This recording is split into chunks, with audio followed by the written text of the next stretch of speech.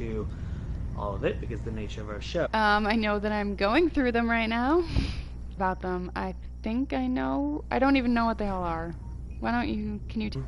You've got denial, anger, bargaining, depression, and acceptance, Okay. and research into terminally ill patients, which is interesting because most of common usage of this model in popular culture model was more about personal loss. So while it could apply to the death of a loved one, it was more about somebody realizing that they are dying, or somebody who Right. has lost a romantic relationship, or Mhm. a job, that kind of a thing. So, it's been twisted in that way, and it also has been twisted in the sense that she never suggested that it was a very linear. You go through this, then this, then this. It was much more that these were five things that people tend to experience to differing degrees, and it's just a helpful model to explain common things that people went through, not suggesting that there's any sort of rigidity to it. Oh, so people don't necessarily experience them in that order. It's just that these are five things that you can possibly experience if you're going through grief. Yeah, exactly. And some people don't go through all of them. Yeah. Particularly denial has been brought up as the prime example of why this model is not useful because typically, especially when you have lost a loved one, the denial stage is very short. There's very little time dedicated to I Right. deny that this event has happened. Right. That makes sense. I mean, I think Yeah. for like, I think perhaps for something like a romantic relationship, that would be easier to deny, right? Like, no, this, and like trying to like fight to get Yeah. it back or whatever. I think that would be like the denial. Like, oh yeah, no, this didn't end. It's fine. We'll get back together, kind of a thing. Yeah. Yeah. Yeah, totally. Hmm. And on that heavy subject, what's your name? I'm Lauren, aka Caustic Sofa, and who are you? I am Tony, aka Paradox. And we're the two puzzled adventure gamers, and today we're trying to get one trophy in Rime. Rime is one of the February 2018 PS Plus free downloads for the PlayStation 4.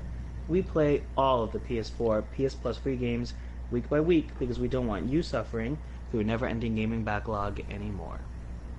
Now, if you're expecting professional critiques by seasoned gaming journalists, you should probably leave now. Adios, muchachos. But if you're interested in amateurs with open minds diving into each month's PS Plus, stick with us as we play Rime. We'll tell you if this game needs to be moved to the front of your playlist or if it's best to quietly add it to your library for a rainy day. Like most every episode of Two Gamers, One Trophy, Lauren will be playing the game for the first time blind. I have done my research on the game and given it a fair amount of playtime, so I will be guiding her as necessary to hit today's gaming challenge. Oh, have we mentioned yet there is a gaming challenge? Yes, so other than the interrogatory you just exclaimed, what? Oh. No, we have not.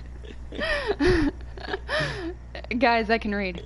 Every episode, this episode is no different. For Rhyme, we're playing a targeted trophy challenge, which means we're working towards a specific trophy goal. So we can get other trophies as we play, but our challenge, my challenge, is only complete when I get the trophy Don't Say No, which is a commonly earned trophy from this game at 63.79% of gamers who have played the game have earned this trophy. For those gamers playing along with us, you have your goal. Let us know in the comments if you beat Lauren in popping Don't Say No. Lauren, you can count us down when you're ready to synchronize gameplay. Cool. First of all, I really like this screen that's going on here. So Very we'll start mellow. in 4, 3, 2, 1, go. So I started at the 5-minute mark, so we'll figure out how long it takes me at the end. All right. Yeah. I want to point out right off the bat that I have no good explanation as to why this game is called Rime. Okay. In English, it's a somewhat archaic word for frost, but frost is not an element of this game. Doesn't seem to relate to the stages of grief, and this game is a Mexican-produced game, at least development team, production team, Right. and I couldn't Tequila find any Works. reason why in Spanish it was named Rime either. So I don't know. Interesting. If anybody has any suggestions, let us know. Maybe it has something to do with the Yes. rhyme of. Do you know that poem, "The Rime of the Ancient Mariner" or whatever? I don't. You don't know that poem? No, please enlighten me. I don't really know much about it. I remember reading it, but it's it's about a ship, and yeah, that's all I really can remember about it. It's been so long. Wikipedia says the Rime of the Ancient Mariner is the longest major poem by the English poet Samuel Taylor Coleridge. It is relating the experiences of a sailor who has returned from a long sea voyage. And I will stop there to say that it has now become very clear what the connection is. And you're welcome. This is why we play the games together, guys. Thank you very much for doing the... We've all learned something today. I mean, I didn't. I already knew that.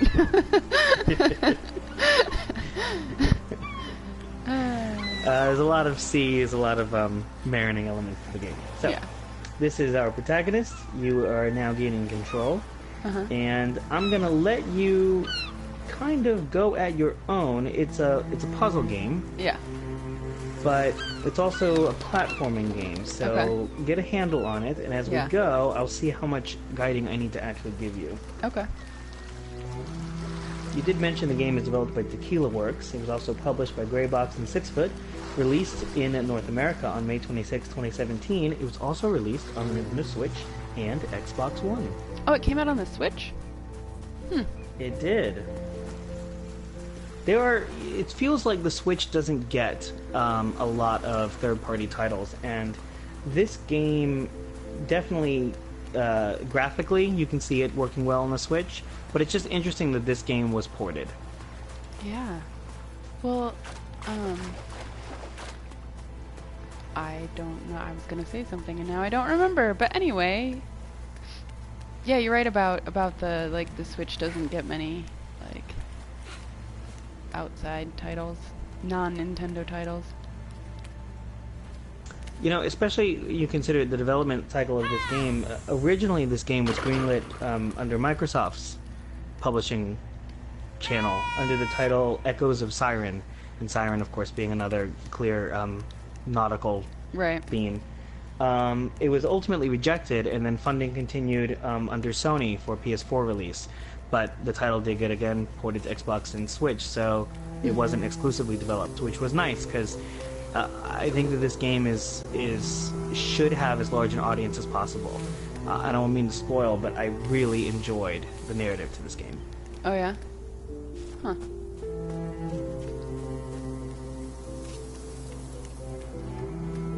As you climb, for those who are unaware, I'm going to give you the PS Store description of the game. They say, a land of discovery stretches out before you. Explore the beautiful yet rugged world of Rime. Island after torrential storm. You see wild animals, long-forgotten ruins, and a massive tower that beckons you to come closer. Armed with your wits and a will to overcome, and the guidance of a helpful fox, you must explore the enigmatic island, reach the tower's peak, and unlock its closely guarded secrets. Okay, well at least I know what I'm meant to be doing now. Not too spoilery. No. So I've actually played through the game 1.2 or 3 times. Okay. And in the second playthrough, I had a greater ability to really pay attention to the environment in a much larger way than I did the first time, Okay. in which I was more focused on, just solving the puzzle and the gameplay. Right. And there are a lot of details to this game that really feels like, wow, on a second playthrough, you appreciate even more what they were trying to do.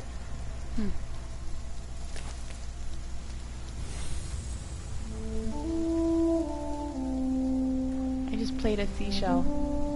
Yes, you're collecting a lullaby. Oh. A lot of collectibles in the game, and a lot of the trophies surround the collectibles. Okay. and depending on how many collectibles you collect, it minor changes to the ending cinematics, which is Oh, nice. yeah, I like when they have elements like that. It's not often that you get a collectible edit to the story, Sure. so it is nice.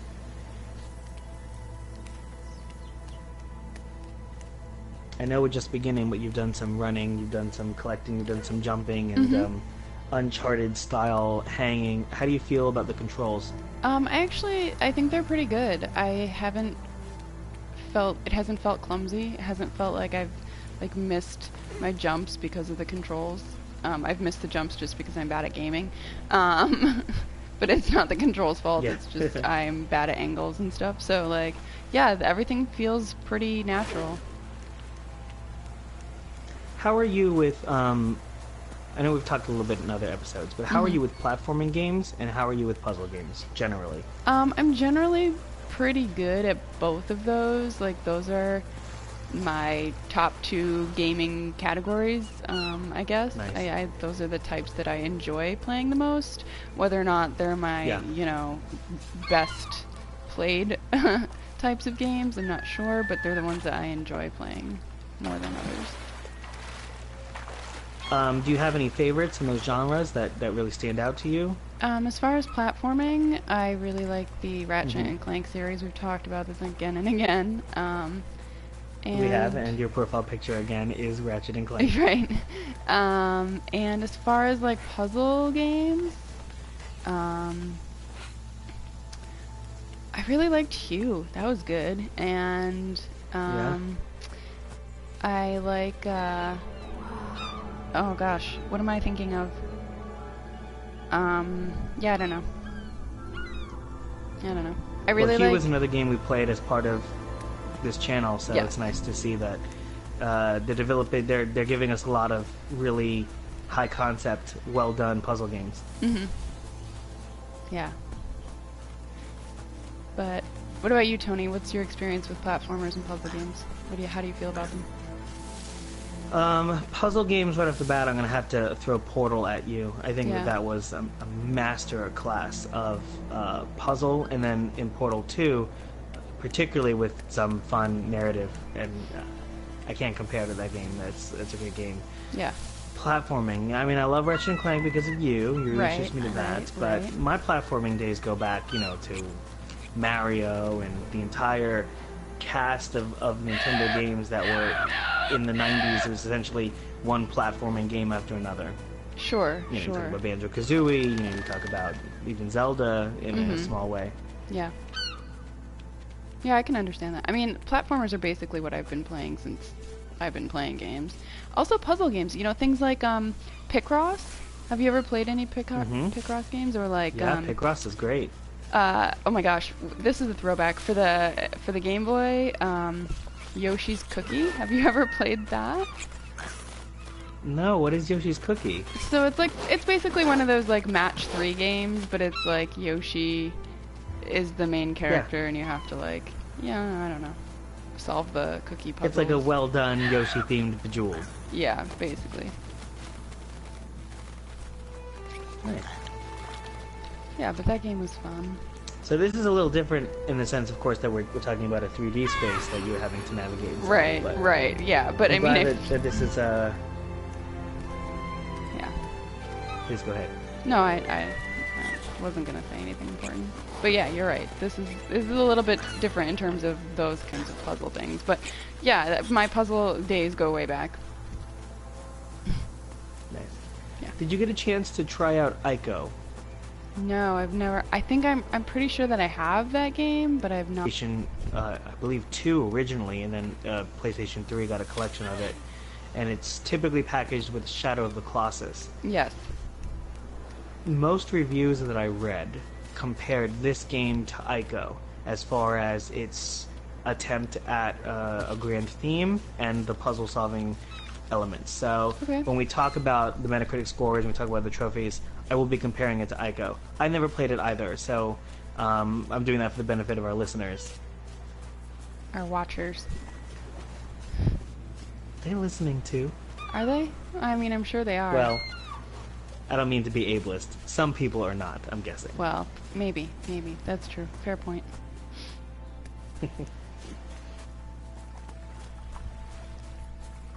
And maybe some people are watching but not listening. Who knows? That's Who knows true. how people do things? And you know, there's no right or wrong way. You do you, listeners, viewers. People that Whatever. are experiencing our game play.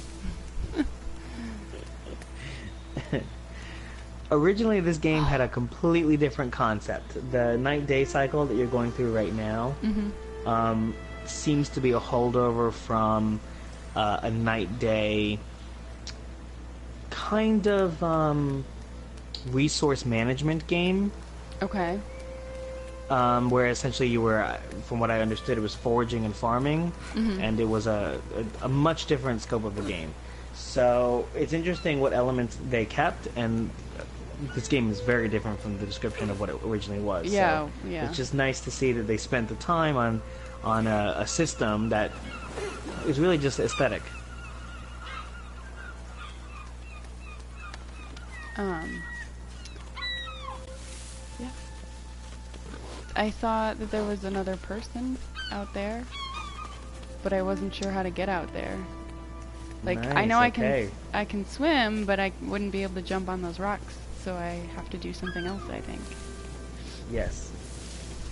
So that's good. I didn't catch that person When you played? until the second playthrough.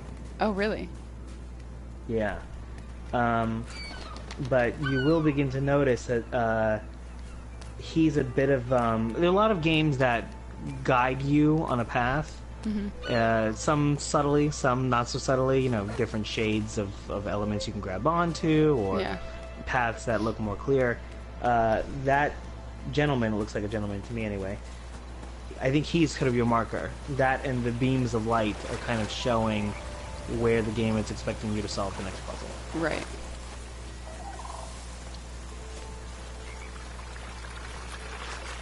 You have begun to, of course, with sending the statue's essence into the center platform statue by solving the giving the fruit to the boar puzzle. Yeah.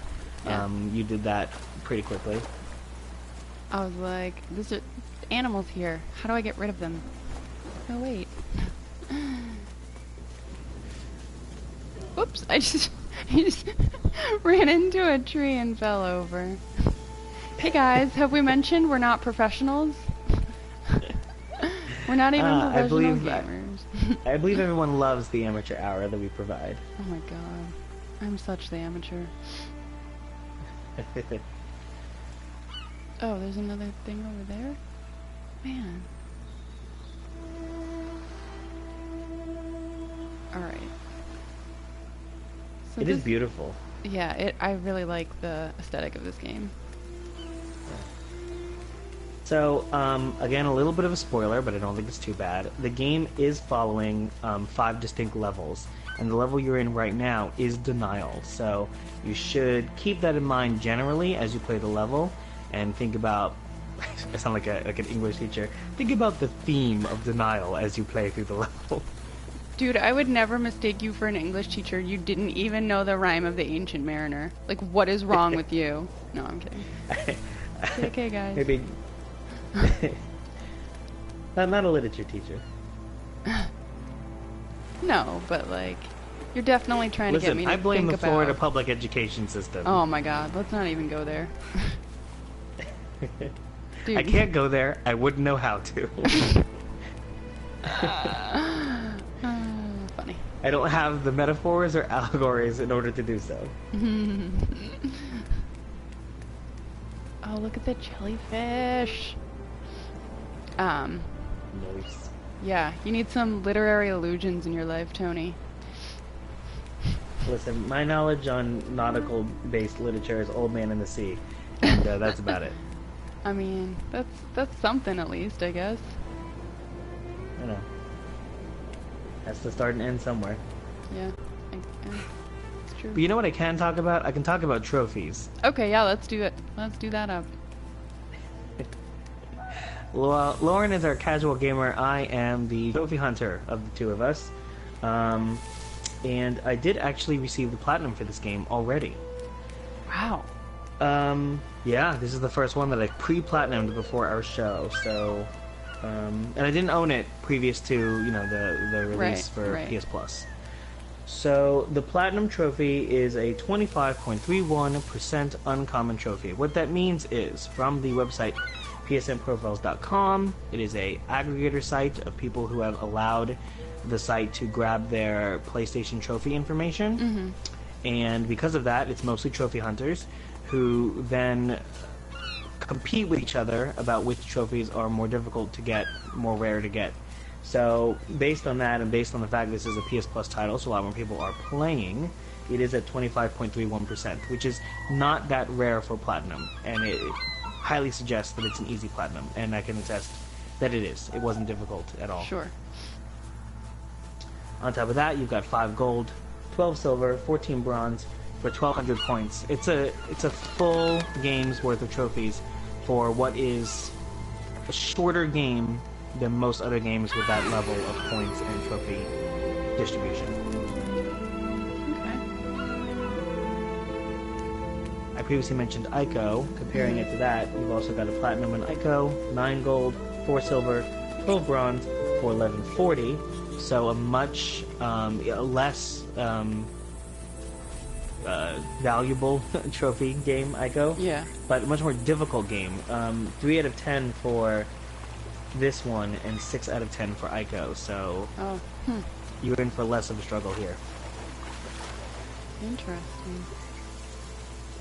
Have you ever had the urge to get through and get all the trophies for a game, whether it's a platinum game or not? The only one that I have ever been like, I need to get these trophies. You know what I mean? Valiant Hearts? Valiant Hearts. And the only reason is because I just happened to get all but one of the trophies just playing it normally. Just like playing the game. And then there's that Which one were you stuck at? Oh, I forget. I don't know what the name of the trophy is, but it's the one where you have to like do the rhythm, the rhythm-based events where you're trying to like heal the dude. You know, where you have to do that perfectly. Yeah, when you're playing as the medic and you have to do the whole thing perfectly. Like not just one part, but like both of the times that you're healing, both of the separate times in the game where you're healing the guy and you can't make any mistakes or whatever. That's the one I don't. The trophy you're referring to is Healing Hero. And that's for saving Carl for the 3rd time without making any mistakes. Yeah, 3 times even, not just 2, 3. That's the most rare trophy in that game. Yeah, and it's impossible. I know you have it, and when I saw that you earned it, I like threw my controller. I was like, "How dare you, Tony?" I'm so sorry. No, it's fine. You're allowed, I guess.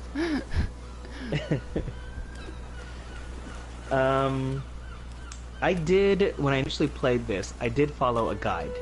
A video guide. So I have computer set up, someone's playing through, I'm playing along. So I did not ever have the experience of solving these puzzles on my own. Okay. The guide I used was, you know, there's a certain amount of efficiency we have to do in the channel. You know, I have to get through a lot of these games before you can get to them, before episode time. So I did do that, but I managed to go through and replay a bunch of sections of the game, you know, sort of on my own and explore. It was fun both ways, but I do imagine that some of the puzzles are going to be difficult. Just blind. Some of the puzzles are a bit difficult. Are they? I found them to be. Maybe maybe it comes to you immediately. Even with Portal, there were times when I would have to like really look at a room and go, okay, how do I do this? How do I do that? Well, you saw me play Hue, where I was like, it took me a while to figure out some of them, and then when I went and I watched our gameplay footage afterwards, I was like, I'm so dumb. How did it take me so long to figure out what I'm like, oh my god, I see it right away, and then in the game I'm like, what? I don't.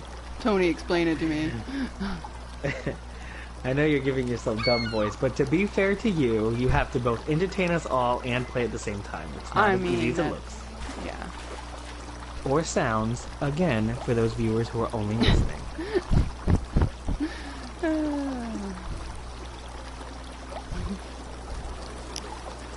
Okay. What am I doing here? this little room or open room gave me some Yeah. trouble too. And I don't think that you're trying to get the main piece. I believe there's another collectible. Yeah. But one of these pillars is grabbable, and when you do see it, you're gonna go, "Oh, duh, it's that one." It has the little ledge. I'm just trying to think where it is. I think it's further away than you think it is. Yeah, so 'Cause you have to make a you lot have of to jumps. platform them. Yeah. It's probably this one that I can like walk. Yeah, I just got it. I just figured it out. Get out of the way, seagull. There you go.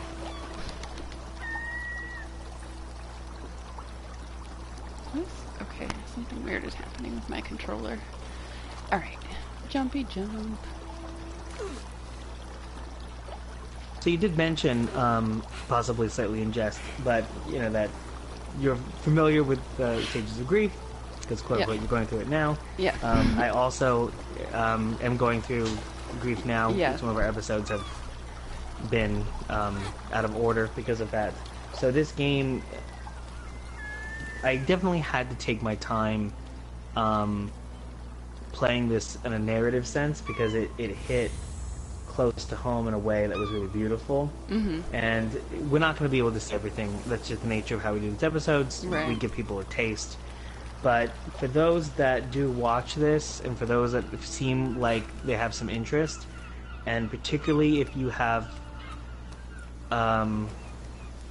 either loss of a loved one or you have some difficult breakup or something, I think it is a helpful way to suss out some of those emotions.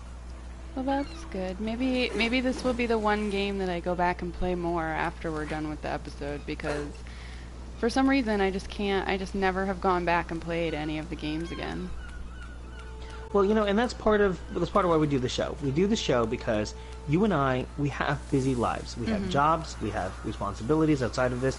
And while we would Yeah. love to continue doing that whole, late teens, early 20s, just play video games for 8 hours a day and Right. not have to worry about a consequence of not going to your job, we don't have that time. And we know there are a lot of people who still love gaming, but don't have the time to sit through a game that's not worth it. And Right. that's what we try and do here. We try. I mean, yeah. There are times. Okay, I will say that in my what am I, mid-30s? In my mid-30s, there was a time where I would sit and play video games for 8 hours a day, but it was because I was unemployed and I had no other responsibilities. So it's not like I was like being reckless. It was just how my life was going at that moment. But that being said, now I have a job and I teach classes outside of that job, and I have other hobbies and responsibilities, and you also have several jobs and responsibilities, and we both have houses that we have to take care of or whatever, apartments and friends and just life stuff. Yeah. So hopefully this is helpful to people. We hope so. Speaking of responsibilities and jobs and lives, we haven't explained that today is Monday, and that's not our normal scheduling.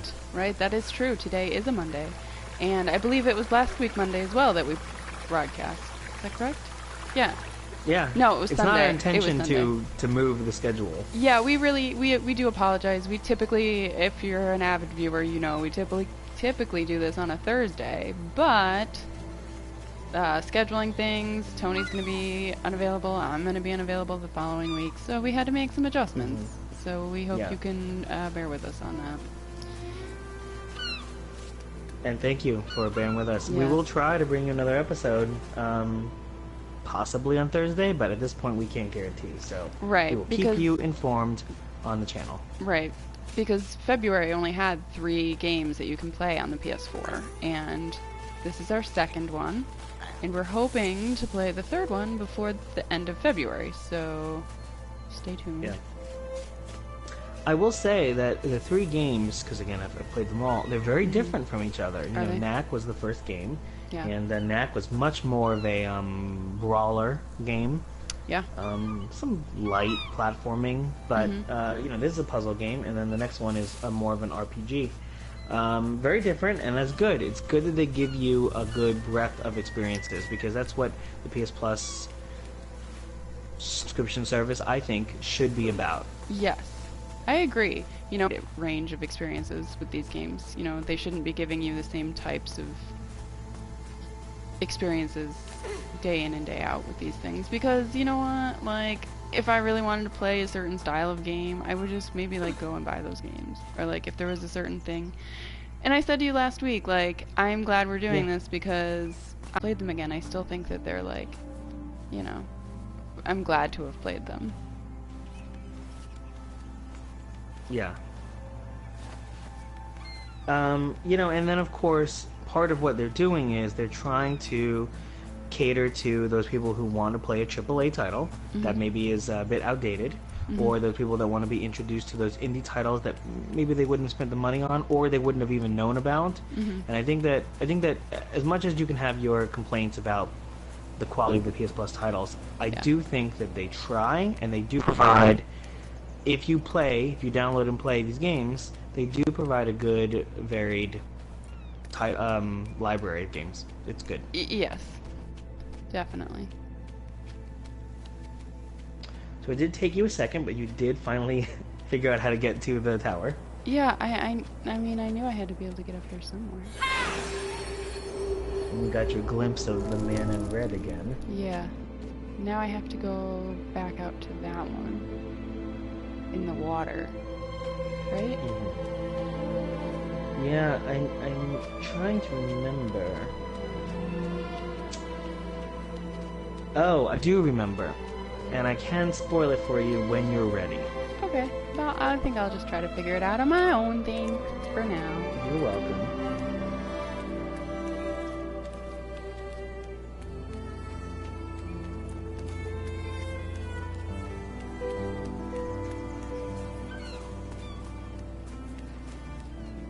I really do like the look of this game. Yeah. It reminds me a little bit of Breath of the Wild, that sort of highly saturated colors. Or maybe more. What was the other Zelda game? That was cell shaded. It was more cartoony. Oh my gosh. Oh, yeah, I know what you're talking about, but I don't remember the name of it. If only I had some sort of Whoopsie. research machine. If only there was a way that you could, like, look that up. I believe I'm talking about. Long pause. Long pause. Am I talking about Phantom Hourglass? I think you are talking about Phantom Hourglass. That's what I'm talking about. Yeah, I think that's the one. Sort of that cell shaded style. Yeah.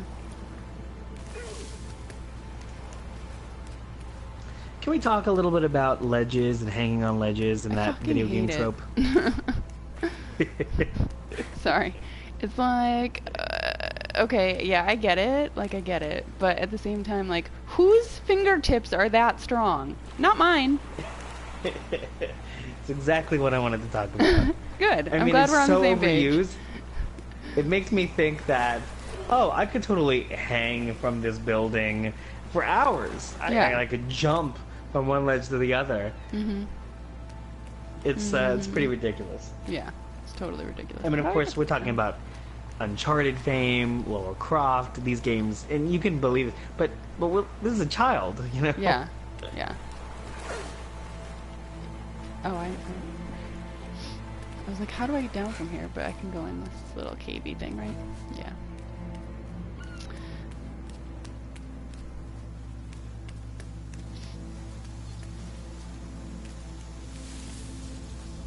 Yeah, hanging from ledges. And like, man, one of my favorite video game series is all about hanging from ledges. And climbing up buildings and stuff. And of course, I'm talking about Assassin's Creed. Yes. But I just feel like it's so ridiculous. Like, how? You know, he's grabbing like little edges of bricks that are like slightly sticking out of things, and you're like, okay, Ezio, or whoever, whichever the main guy is in whichever version of the game you're playing. Yeah.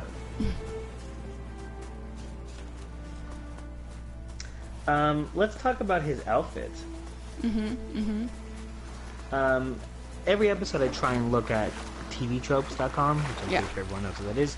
But they bring up the more common tropes that appear in the game, and one of the ones they mentioned was fashionable asymmetry with his outfit, the way that his little cloak hangs. Yeah. I knew that I liked the design of him, and I think that's part of the reason why.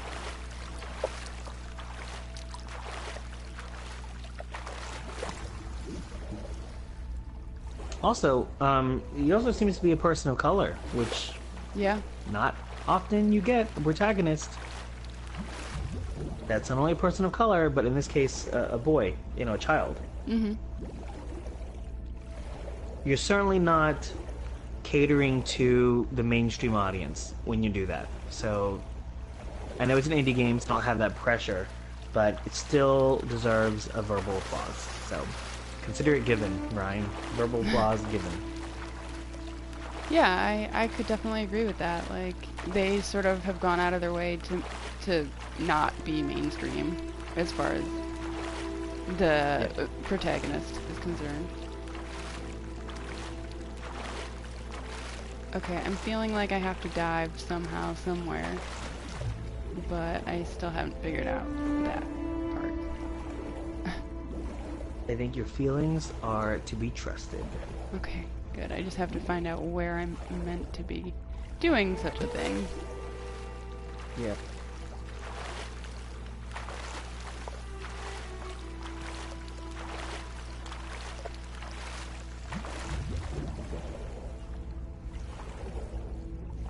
Watch it I'm be not obvious. sure if he's supposed to be a marker of some kind to help where you're supposed to. I mean, that would make sense because he was he was standing at the front of the tower. Man, he's so cool looking. Yeah.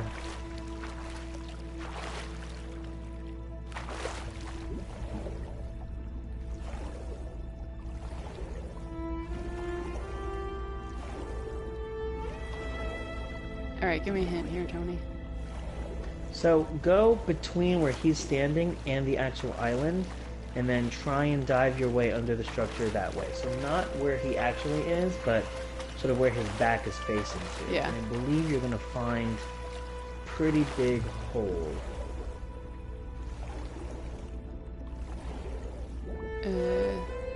Oh, let me see.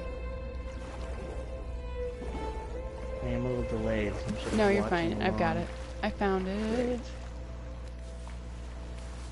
So we talk a lot about design when we talk about these videos, particularly with how long it takes to, pick up a concept, or if the concept ever gets picked up and I just have to outright tell you, oh, you can push this combination of buttons to do this action, and to different levels of how frustrating or how good that design is. So I know we're still early on, but I think you have utilized most every mechanic the game has to offer. So did it feel like it came to you naturally? Are the puzzles coming to you naturally? Or what do you think? I feel like everything is pretty self-explanatory. Like there's not even, like we talk a lot about tutorial levels and stuff too, and like in this game the tutorial is like you walk up to a thing and it shows you which button you need to push, and like the fact that everything else can be picked up like just by playing with the controls, like I think this is the design of the mechanics of this game is pretty solid. Yeah. And, this level is definitely both the tutorial level and Chapter 1. And what is a cool thing about denial and the theme of denial is that you're talking about grief, and if you picture grief as a whole, you picture it as this very dramatic and tumultuous event. Right. But denial is the calm portion of it. It's the, nope, this isn't happening. So for that to be your tutorial level, it just matches so well. And another applause to the development team, to the director, Mr. Raul Menares, because I think that's very well done. Yeah. I would agree with that.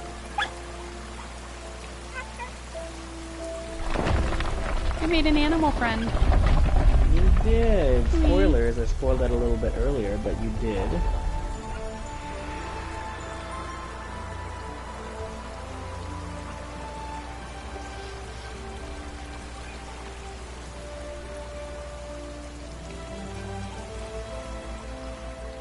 Wee, dizzy staircase.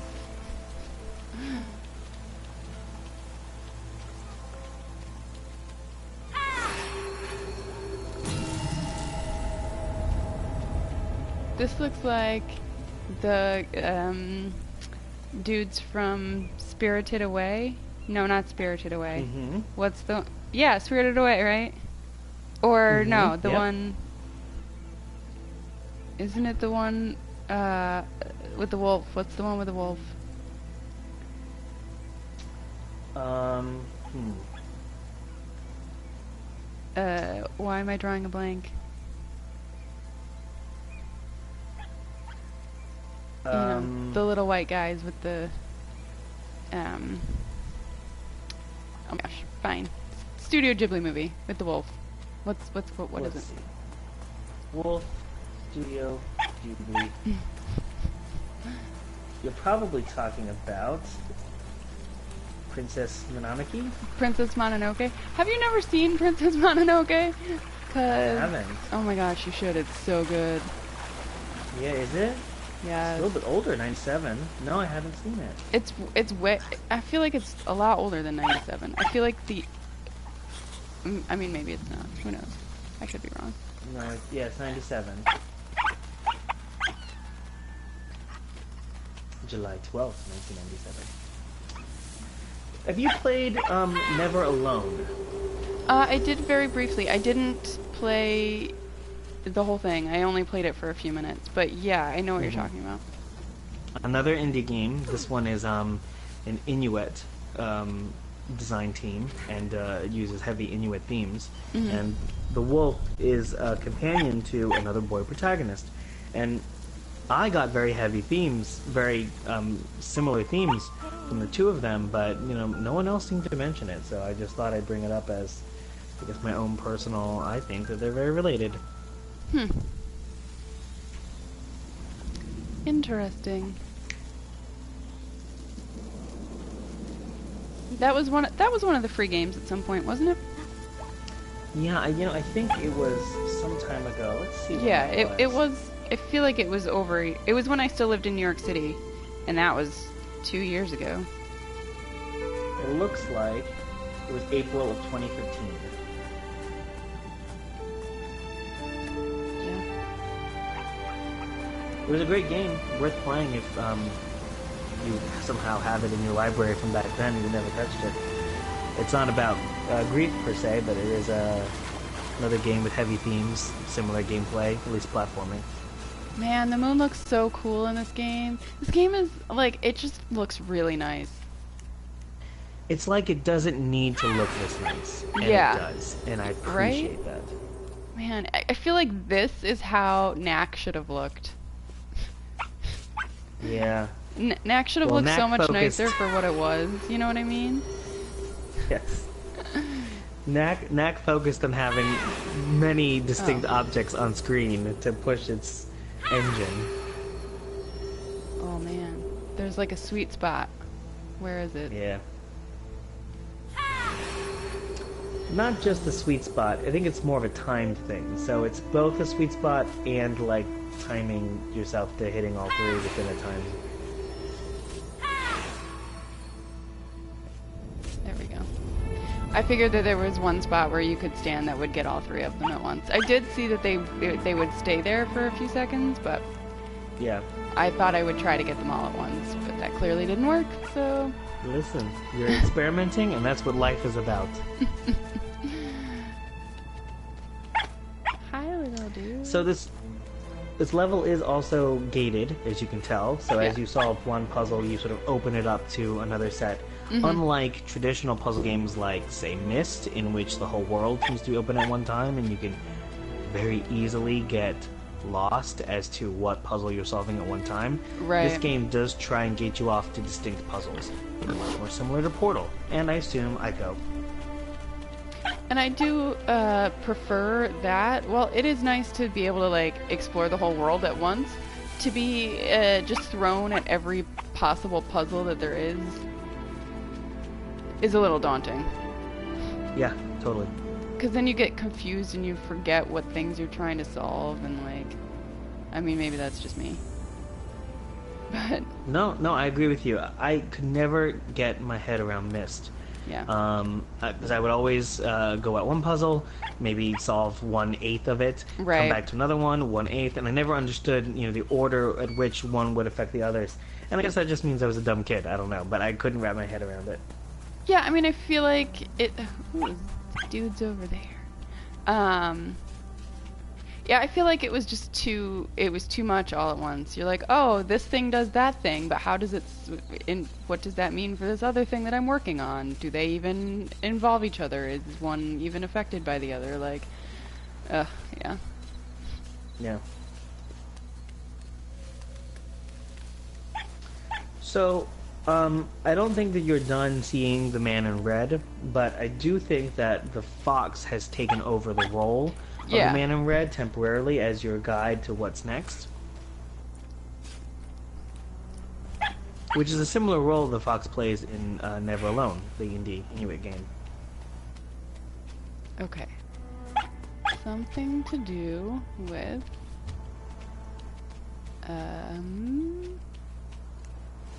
whatever's over here.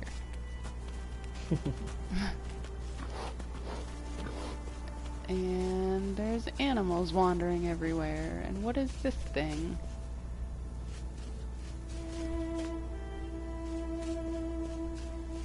I'm confused. Oh, what's in here? There's brambles. Can I... Ooh, there's like thorns. Well, I haven't solved the puzzle, but I now have a ton of tiny cuts. Is that an improvement, or...? I'm now bleeding slightly from everywhere.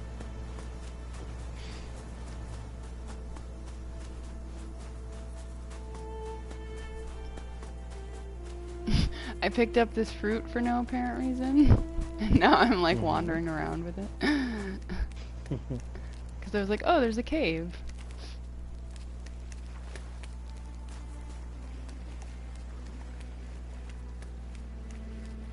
I'm not sure that ever was in this cave. Yeah?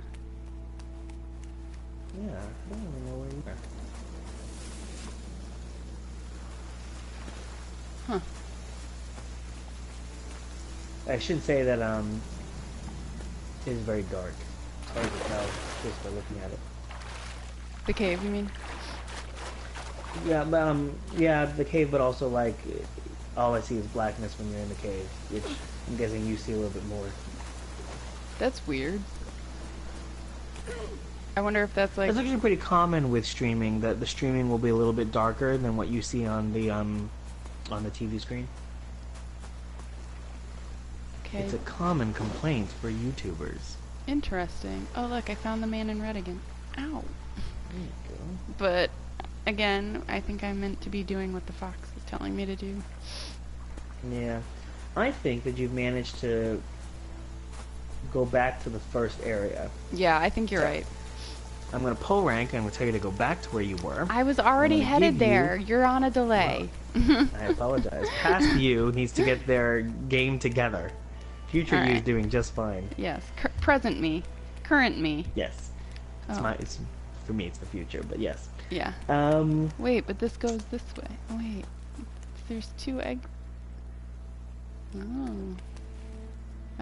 I'm confused now. And I'll give you a hint to say that there's a bit of a perspective puzzle. Yeah, I figured that based on like what was happening. Oh, I think I went the wrong way. The cave has like it has like a forked path, yeah. Yeah. I think I was meant to go up those stairs. My foot is asleep right now, so like I have pins and needles feeling. Not pleasant. Ooh, that's the worst. Yeah.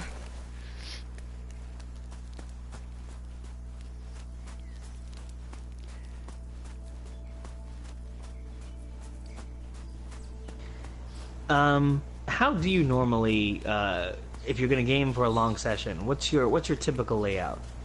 Okay, well, so I recently moved into a new apartment, so... Congratulations on Thank being an you. adult. Having my own living space for the first time in my entire life. It's really nice. But I so normally I would like lay on the sofa Yeah. and, you know, like have a blanket and a pillow and just like, and actually in the last apartment I lived in we had a sofa with a chaise lounge on it, so I could like actually lay facing the TV.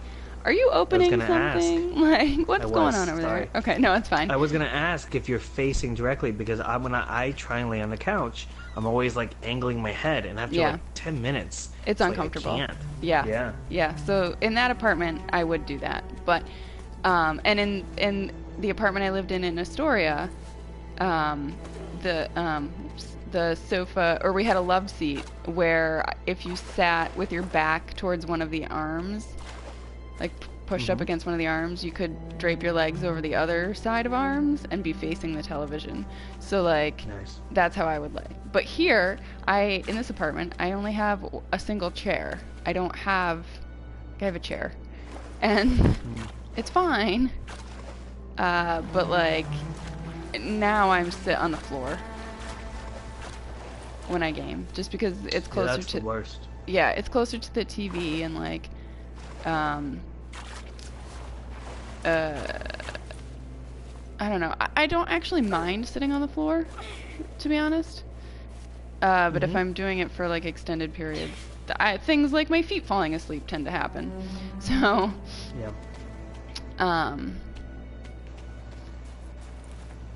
But yeah, how do you just sit on your sofa facing the TV with your legs on the table, with your feet on the table? That's pretty close, especially with a PS4. Now, I also still have a PS3, and occasionally I'll go back to it. But the thing with the PS3 is that I have a cabled connection. I had to buy a new controller, and it's a cabled one. It's a Okay. very long cable, but it's just shy enough where I have to like kind of sit on the edge of my couch to be able to like really effectively play. And it's the tiniest little detail, but it makes such a difference sitting back versus like sitting forward on the edge of it. It's why sometimes I don't play the PS3, is just for that comfort level. Interesting.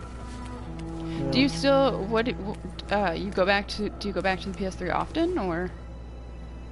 You know, if there's a PS Plus game, which of course they are still available and coming for the PS3, I Right. will download it. But the thing is I have the external hard drive for the PlayStation 4, so game space is not such a big deal for me. And if you want to be playing all these games, viewers and/or watchers, Right. Listeners and/or viewers, if you want to be playing all these games, you don't want to, you want every single one. Get an external hard drive, plug that in, and then you're good to go. But with the PS3, it's not so easy. You'd have to exchange the internal hard drive, and I'm just, it's an old system. I don't want to do that. Right. So no, it's really only going to be the good ones, the ones that I'm like, oh, I really want to try this. And we're so long in the PS Plus process that they are, I don't want to say they're like scraping the bottom of the barrel, but a lot of the ones that I really wanted to play, they already have provided it, or I've already bought them. So Right. less and less I'm going back to PS3. I gave my PS3 to my sister, my older sister. Nice. Because hers was it would not work occasionally, so I gave that to her, so I don't have it anymore, but I have to actually need to send her all the games that I have for it, because she really only uses it as a streaming thing for her kids to watch stuff, or Yeah. for her to even watch stuff. And so I have all these PS3 games that I can no longer play that I need to send her way, because even if she doesn't end up playing them, there's no way for me to play them either, so somebody might as well have them. Yeah. That's nice. And some of these games that I'll have physically, which I have less and less as the days go by, I buy a lot digitally, I will also give them away. I don't know if I've ever given you anything, but if not, I apologize. I mean, I don't think you've ever given me anything that has belonged to you. But you have given me... You have... Doesn't sound good. I mean, you've given me gifts. What I'm saying is you haven't, like, re-gifted me a game that you've owned. Do you know what I mean? That sounds better. Yeah.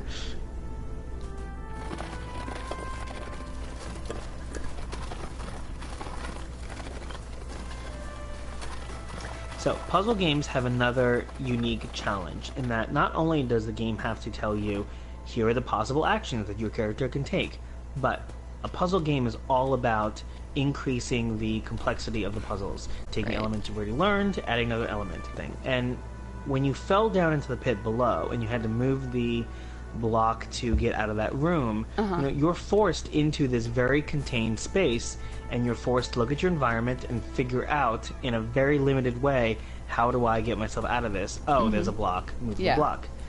And that's not the real puzzle. The real puzzle is what you're doing now, moving the blocks to do the perspective puzzle. Right. And so they're combining the earlier perspective puzzle and the block puzzle.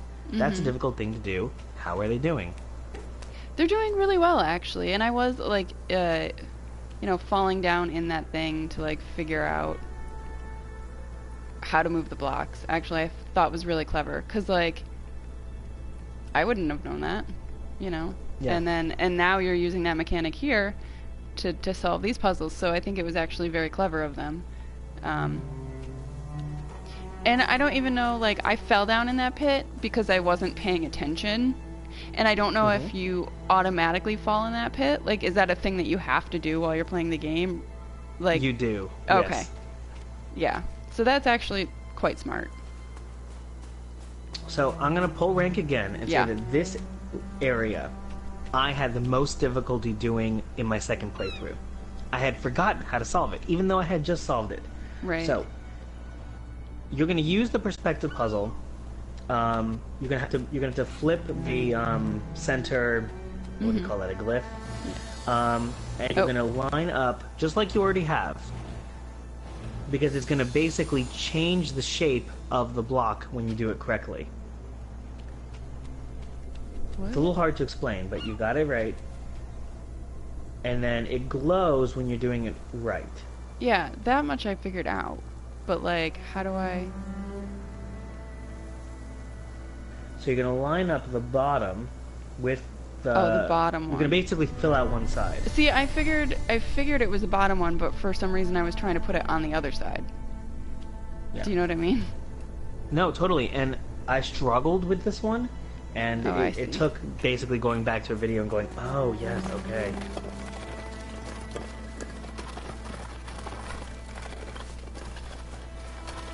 So if there's any puzzle in this game that I feel like, I had a lot of problems with this one, especially in the early gameplay, it would be that one. I felt like you were so close at getting me to do it, but the fact that I had to go to a guide, even after having done it once before, I think speaks to maybe the difficulty was just a little too much on this one. And I was so close. Like, I was there. You were. I just didn't realize I had to put it on the left-hand side of the bottom and not the right-hand side. I think that's because the game made you believe that you were supposed to complete the The structure. puzzle at once, yeah. Yeah. Yeah. Like, if they had made, like, on this side, over... Oh, no, it's gonna... On this side, the entrance where you came through to begin with, the first side that you finished, if they had made, like, the other blocks a different color or something, it would have been more obvious that, you know... Yeah. But maybe then it would have been too obvious, I don't know, but...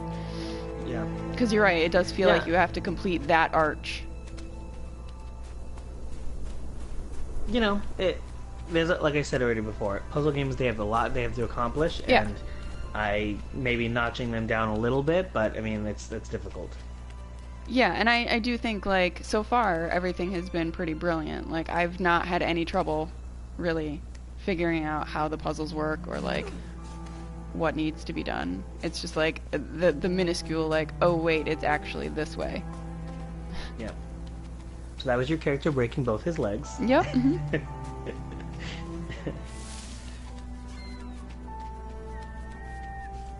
Oh, we're back to And so going. we are now. Yeah, there we go. There he is. Ooh, look, there's, like, street art. Whoa. Yeah.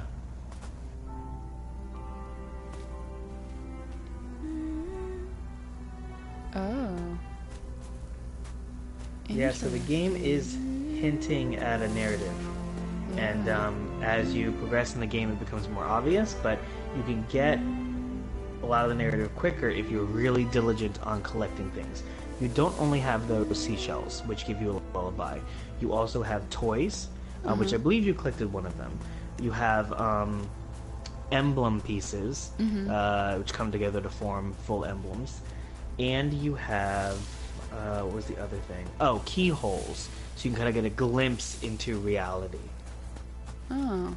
I haven't seen any But of you the have to... keyholes. Oh, here's Yeah, one. I'm not sure that you even have one available to you yet. I just got one, I think. Oh. No, this is, a different key. Oh, I see. Yeah. No, but I definitely have gotten... The toys are the animal ones, right? Yes. I've gotten 2 of those. Nice. You got the pig, correct? I don't remember. Is there a way to, like, go into a menu and see? Yes, there is. Just go to the menu, which I believe is the start button. I was don't even like, see what you if I knew collected, how to they'll start. get... If I knew how to get to the menu one. It should be under collections, I believe. Oh, wait. No, I don't see that. How do I... Or extras. Extras and then Oh. collections. Oh, yeah. Toys. I've gotten... I didn't get... I got a fox and a bird. Oh, okay. Fox and bird. Emblems. I have one piece of one emblem. I have one shell from the lullaby. No keyholes. Okay, and you also have an outfit that you can get. Oh. Okay. Which, you know, for those that like to change their avatar, it's nice.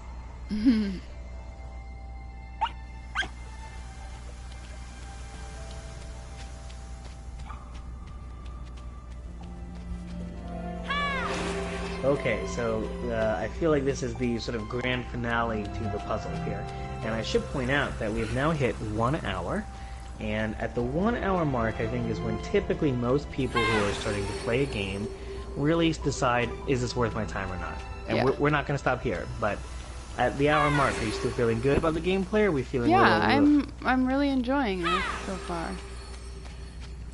Nice. How do I get them all at once? Good question. I think it's going to take a little bit more exploring before you get the full answer. Oh, okay. I'll figure it out then. Ooh, look, there's a hole here. Okay. Jumpy, jumpy. Did I ever tell you about how I like to jump everywhere in video games? Have we experienced this before?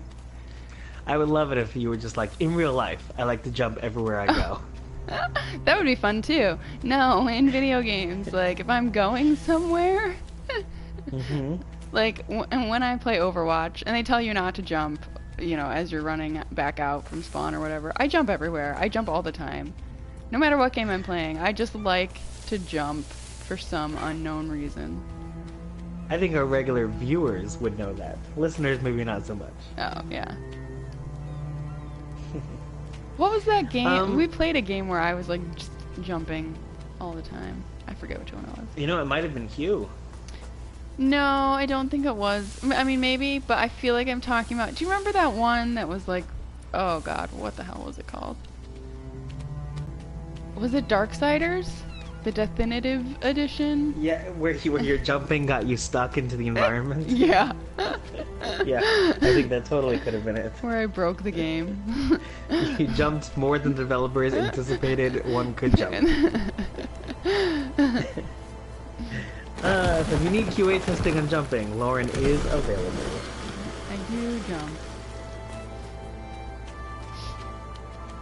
Alright, so you were locked into this portion of the puzzle. Yeah. Can't go back now. Let's talk about speed running. So your jumping kind of reminded me of this. Sometimes I don't know if I don't think you do, but correct me if I'm wrong. You don't really What? watch speed running as a I'm general. gonna interrupt you here. We have SpongeBoy225 saying hello to us in the chat. So hello. Hello, SpongeBoy. Hello, thank you for joining us. No, I don't really. So I don't really watch a lot of other people playing video games. So no, speedrunning is not a thing that I do. Watch. So you reminded me I don't of do it it because either. of the jumping. Yeah. You'll typically find one movement, like a jump or a roll or a triple jump, for example, will give you just that tiny bit, that 0.001 seconds of an edge. And Oh, so you'll okay. watch a video of a speedrunner, and you're watching somebody jump an entire video and making that same, That's hilarious. jumping noise, and it can be both annoying and funny.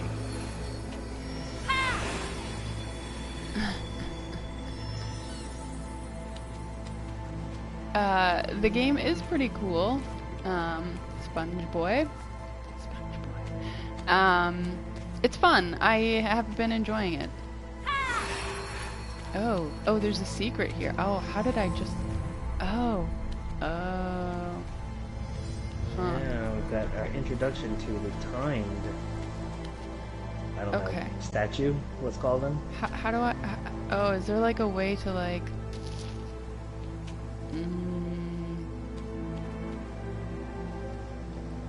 Okay, so this one has to go up somehow. So I can jump up there. But if I think I... you can make it, you can run and jump it. Can I? You think I can? Yeah. Well, I mean, yeah. Hit the timer and then run and jump here. Yeah, I got it. Yeah, but then like... What about the other two? Do you know what I mean? Great question. Let's see. Okay. Here we go. Cause how long does this dude stay? You see how there's a marker on the ground for This one. platform? Yeah. So I think you need to bring another object here before this puzzle will work. But I don't even know, like, where? I can't, there's So you're nowhere else looking for at me. that wall, so that means the wall is disappearable, so you have to find another way to enter this area from a different area. But no, there's no other way to, there's no other place to go to. Probably from underneath. But that's not even where I came from. I came from here.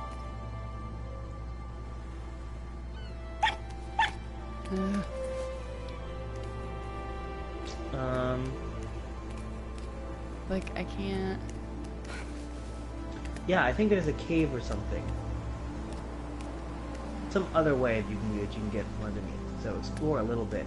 Well, I'm going to ask you what SpongeBob asked. Oh, no, he says, yes, it looks very well done. It does look well done, doesn't Yeah, it? it looks very We were talking nice. about that really the graphics, that's not the most technically advanced thing, but it's really beautiful. Yeah, it looks very nice. Okay, Mr. Foxy dude, I see you up there.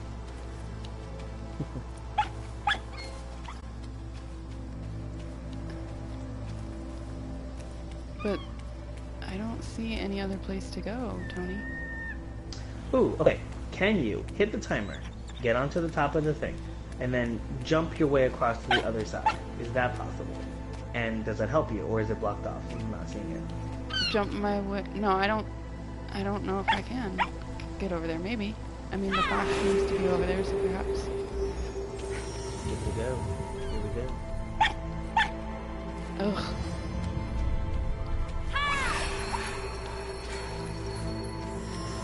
I think it's doable. Yeah.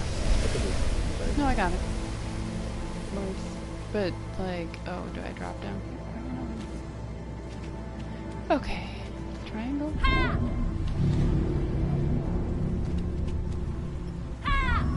Oh, I can do yeah, this. that's what we need. The amplifier.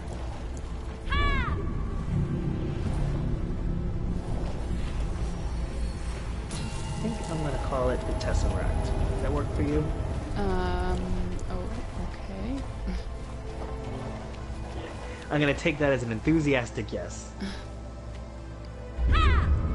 Emphasis on the enthusiasm.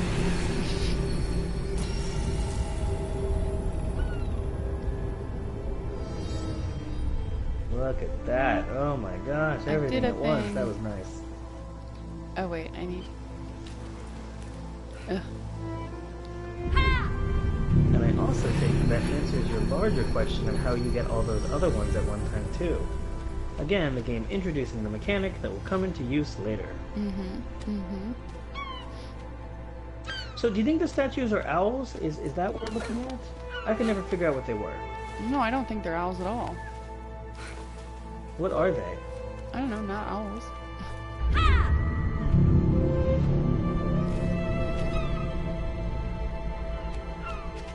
Does this one stay on? Oh no, it hasn't.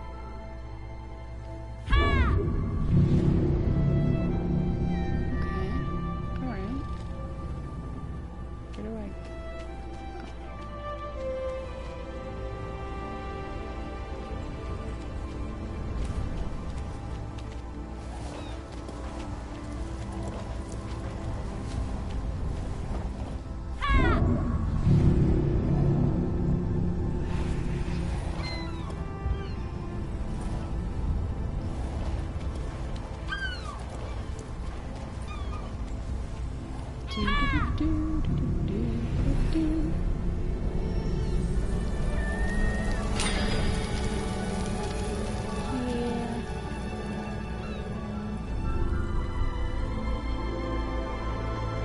So now that we're dealing with timed puzzles, is that stressful? No. Mm-mm. I mean, not yet anyway. Stakes are pretty low. Yeah. And yes, What SpongeBoy... I find frustrating... Oh, so, sorry, SpongeBoy asked me if I play Overwatch, and I do. Ugh. Oh, my goodness.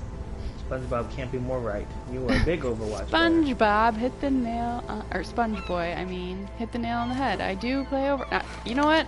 I haven't played it lately. I have not played the new, what are we at? Like the Year of the Dog stuff that just came out? Mm-hmm.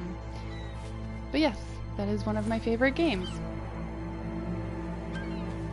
And we've talked about which character you typically go for. Yes. Typically I play Diva and or Lucio. Nice. Mm-hmm. So I want to point out that you did miss a trophy opportunity, not the one that we were going for, so it's fine. And this is actually the last one that I achieved. That's why I had to go back. There were birds' nests throughout this tower, and if you managed to do all the platforming without bothering any of the bird nests, you would have received the trophy for careful steps. Interesting. But it's also something I want to talk about. Yeah, go ahead. I was going to say, it's one of those trophies that it's very unlikely you would have received it naturally. And it's one of those trophies that clearly is designed for people who are going for trophies because they're pre-planning their way and they have to keep a cautious eye for this, otherwise they wouldn't hit it naturally. So how do you feel about trophies that are really geared specifically to trophy hunters? Is that something that you think is, worthwhile, or trophies should be more naturally occurring? Yeah, I feel like I prefer trophies that are more naturally occurring because for someone like me, who isn't really I don't really play games repeatedly or go out of my way to find trophies, I feel like the whole point of a trophy is to help you earn something. If I don't know it's something that I can do in the game, I'm never gonna get that trophy. And then I'm gonna have to go to the internet when I'm trying to get all the trophies to figure out what it is.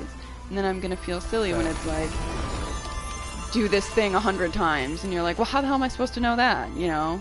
Why would I do that thing 100 times in the game without you saying that that's how you get the trophy? Right. Which is why I think, what was that game, Everybody's Gone to the Rapture? The trophies were so bizarre. It was stand and listen to this radio for X number of minutes or something, or just weird things like that. And it's why would I ever do that in the game? Why? Right. My feelings are two ways. If a trophy allows you to experience something that, the developer put in there and that you may not have already done naturally, I can appreciate that. If it's also an extra challenge, oh, now I have to go do this tower again, but this time avoid the birds because, it makes the platforming that much more difficult. Yeah. I'm okay with that. What I'm not okay with is where the game forces you to play the game multiple times for no real reason. Right. Just it's impossible to get all the collectibles in one run. Do it a second time. I find that frustrating. Yeah, no, I agree with you on multiplayer that. trophies frustrating. Yeah. This one doesn't bother me so much because I think it's almost, if you got this trophy, it's because you're a trophy hunter. And I like that. Right. I enjoy the trophies. But I can see it being frustrating for non. That was one hell of a fall. I know, I'm Great surprised catch. that I did not die. I actually kind of went, you caught yourself. I was like, oh my gosh. Yeah. It was impressive. How do I get back? What did you think of the cascading, I don't know, booms, I guess? That looks pretty. The what? The Oh, when cascading- I like let the I honestly wasn't really looking. I wasn't watching, to be honest. Oh, you'll have to look back when you look at the video. It's Yeah, I'll really have to pretty. go watch the video and look at it. How do I get up to where the fox is? Where is the fox? It was over here. Well, you're behind a little bit, but Okay. I think generally. oh, unless you it go was with the just tower. telling me to go down this way. Yeah. I see. Yeah, I think it was. Yeah, it meant to go this way. Okay, got it. Do, do, do.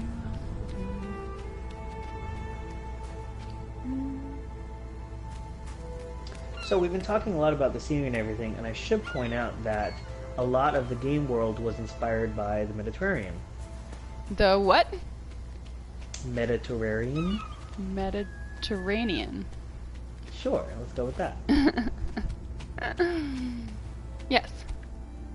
You know, you can kind of see that Greek influence, the Sure, a lot of mhm. white.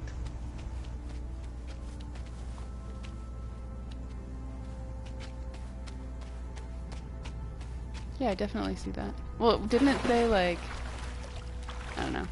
I feel like that was in the description of the game. Like, It is, but not in the part that I read to you yet. oh, I see. What?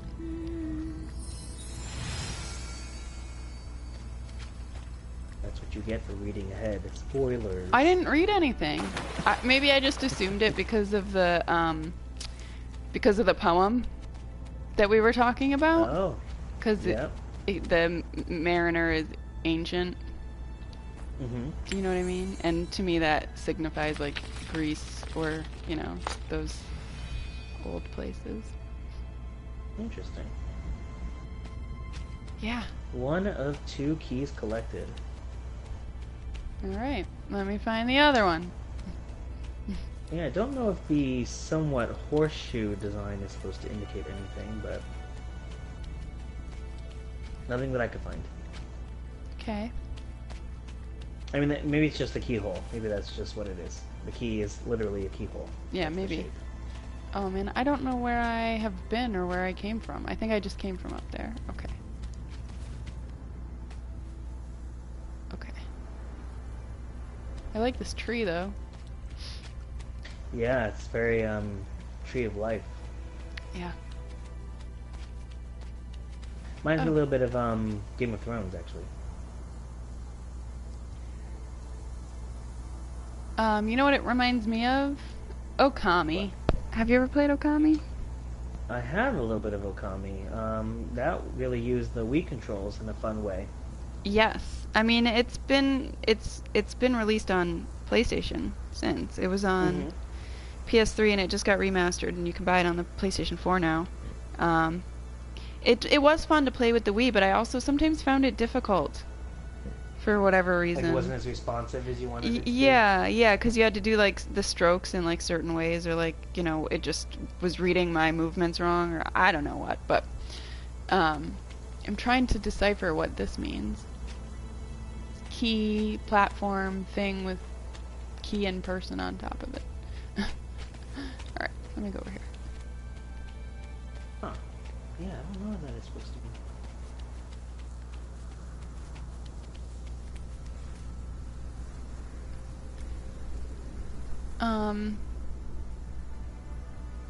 Okay, that's where I came from originally. Mhm. Alright, let's see what happens when I try to cross here with all these weird animals everywhere. I don't have food for you, boar. Oh, he's gonna run away. Oh, he busts down the things. There you go.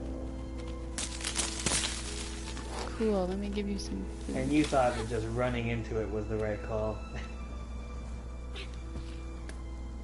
I didn't think that. I mean, I did it earlier.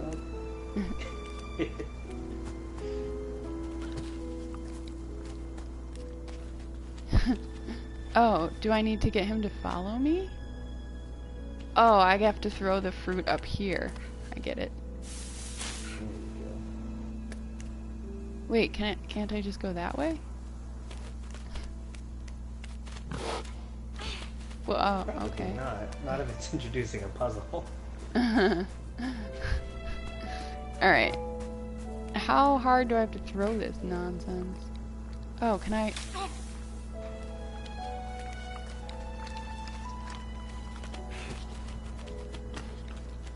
I'm like slowly teasing him up to the top. I'm like, here, buddy. Here. You're good, man. SpongeBob says that Why? he is back. I just threw one up. Welcome back. What is this thing doing? Yo. Oh, is he still eating the other one? No, he like went back down the stairs. He should follow you just if you have it in your hand. Oh, does he? Yeah. And then once he's where you want him to be, then you just throw it. But I don't think he'll follow you until he finishes eating. So. Yeah.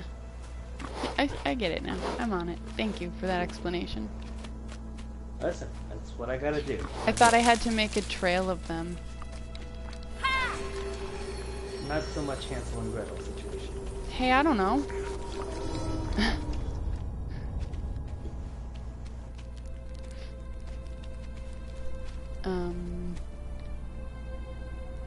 There you go. Okay, so this is another sort of gatekeeping. It's wanting to keep you in here because it's now locked you in, I believe. Right. Okay, and these are... Okay, so... Oh, what's this thing do?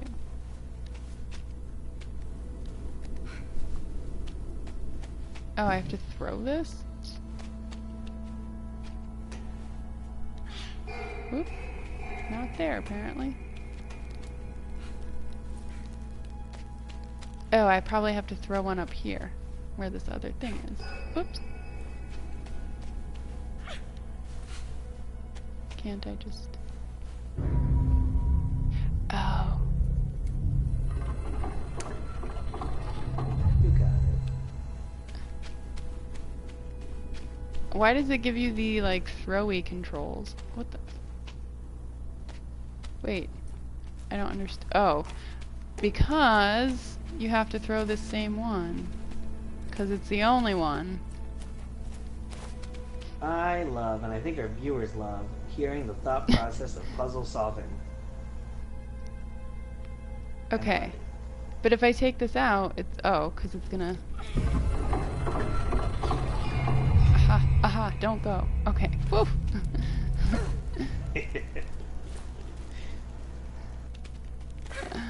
Nice.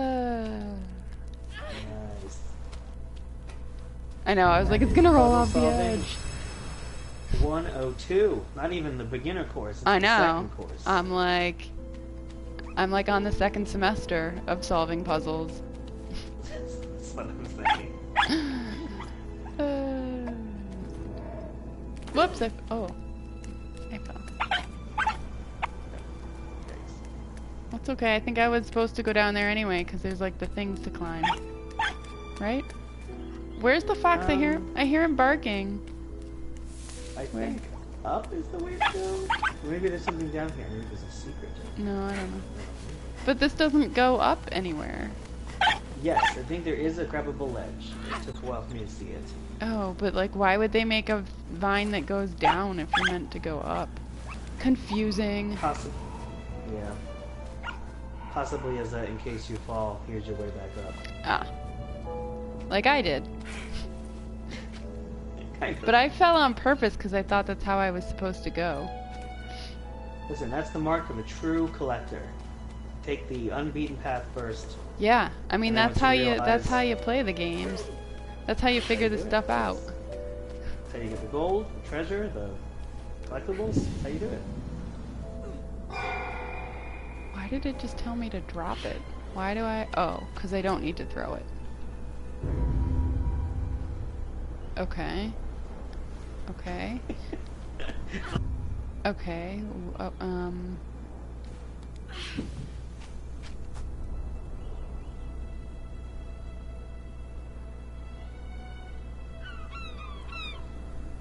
Oh, there's a second one. Oh. Wait. Wait. Yes.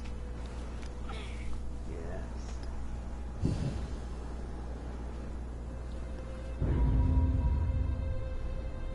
Wait. Can I do all three of them? That's why it told me to drop it. Oh wait, but the other one went away. I don't understand. It may need to be on a pedestal, and then No, because another one will... if you put it on the pedestal, the fish mouth closes. Hmm.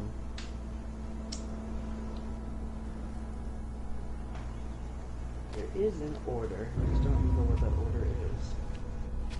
Wait, can I...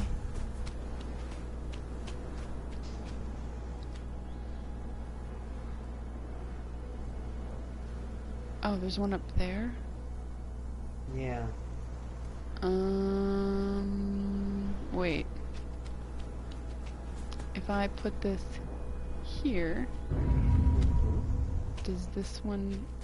Why doesn't it let me change perspective? That one stays open. Okay. Haha.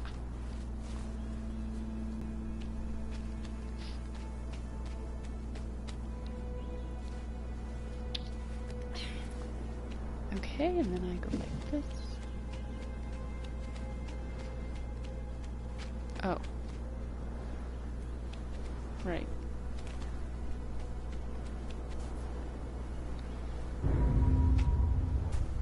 And then I go back. Oh.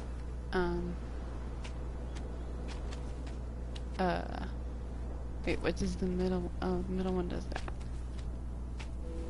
Welcome back to Puzzle Solving Stream of Consciousness with Lauren and Tony. Yeah. Okay. So... If I take this one... But then I can't get up there. Do I put this here? No.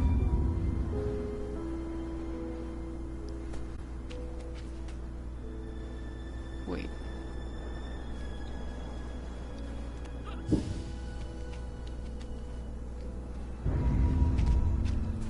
It's possible that you just have to leave it on the platform and then make it rise up again. Leave it on the second. Leave it on what platform? Oh. So. Yeah, I see what you're saying. Yeah.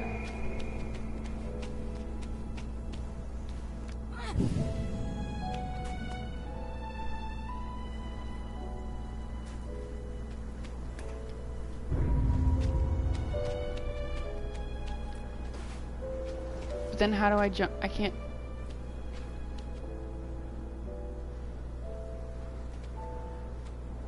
I can't jump and carry this. Can I throw it? No, okay, so now make it rise.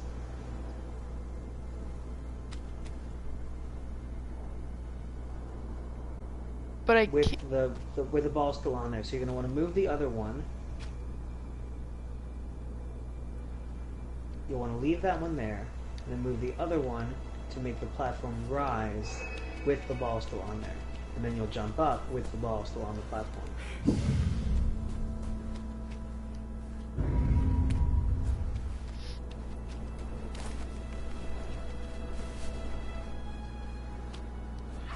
Right, but I can't get up to here. You can't jump up there? No. I mean, I can't get up to the... Yeah, I have to go back. Okay, so now move No, the I ball got all it. the way I up. got it. I got it. Okay, I was hearing some protesting. I apologize. No, I was saying that I couldn't jump up there. Not up there. I knew what I was Well, doing.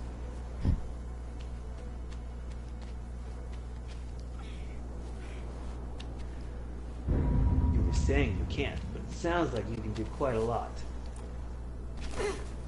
Sounds like you're quite competent. I try sometimes. Oh, okay. I need to, like, hold on. Oof. I'm, like, sitting too close to the television. What? Multiple feet or sleep now? No. I was just sitting too close to the TV, so I was, like, looking. I'm on the floor, but I was, like, close, so I was looking up, and now my neck is, like, you know, sore, but I just moved back a little bit away from the TV. The physical toll that this show is doing. We're dedicated. Yeah, I'm way too old to be sitting on the floor, guys. I can't. I don't want to compare us explicitly to the Olympians, but I'm going to put that out there. Yeah, okay. I'm just saying. If someone else wants to make that comparison, I invite them to. No one else wants to compare us to Olympians. I don't want to say what people do and don't do. I just don't want to do it.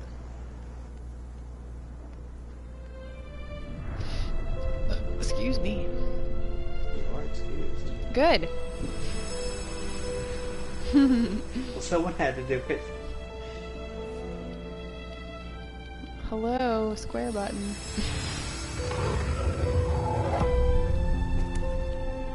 Square button's like, hello. Yes, can I? You rang? Been here the whole time. What you need? Wait, where do I go again? Oh yeah, down here. Yeah. By the tree. Whoops. That was great. It's like a rolling. I'm gonna fall to my death, but roll while I do it. You have a lot of faith in the acrobatics of this game. No. The roll button and the drop from a ledge button are the same button. Same button. I see. Just like in real life. Yeah. I get it.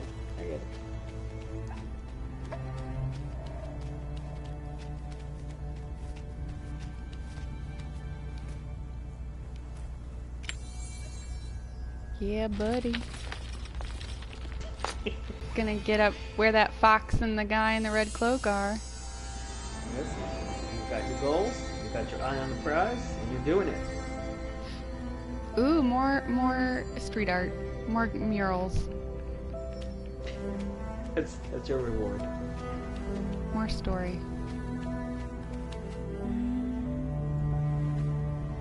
They lost each other. Oh. So sad.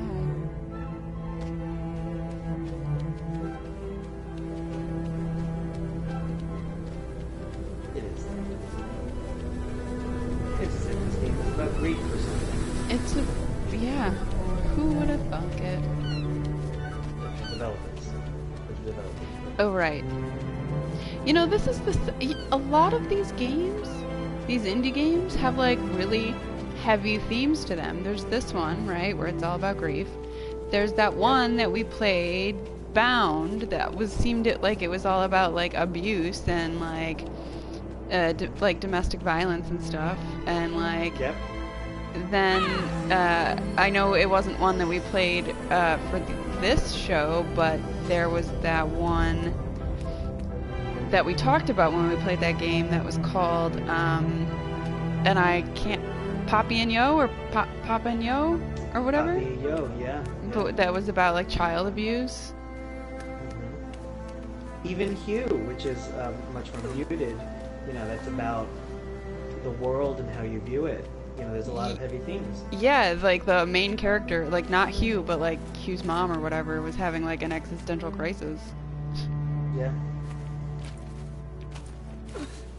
Yeah, you know, and I this trend goes back much further, but you think about the earlier versions of this, like Journey and Braid, which are these heavy games, and I think that indie has certainly carved a market out of telling deep stories without the fear they're not going to reach a mass audience because they feel Right. like services like PS Plus will deliver their game, but also that they're the ones doing the truly artful games. They're Yes. the ones doing it.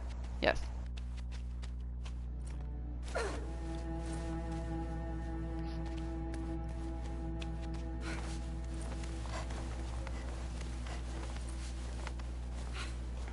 Yeah, again, I feel bad that it's a little dark, but it's not too bad. Oh, is it hard for you to see? Because it's night? A little bit. Not too bad. Not too bad.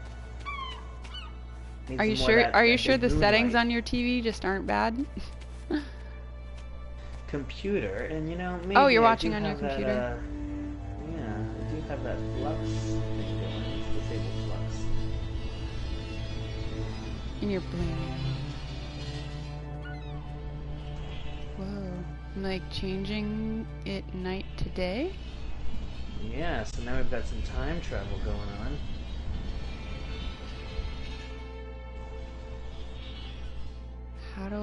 What am I supposed to be doing? So, I Oh, the believe shadows? The shadow. Yes. There it is. Okay. Wait, is there meant to be like... Oh, I see. Do I get up on this other thing?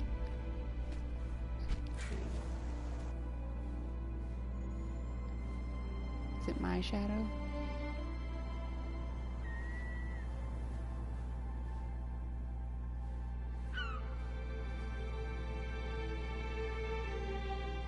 Oh, do I have to turn the wheelie thing? The ball's rolling by itself. I don't get it. Oh, there it Man, is. I do feel I like got really it. close. No, it went. See, I figured it out on my own. I told you I was good at puzzle games.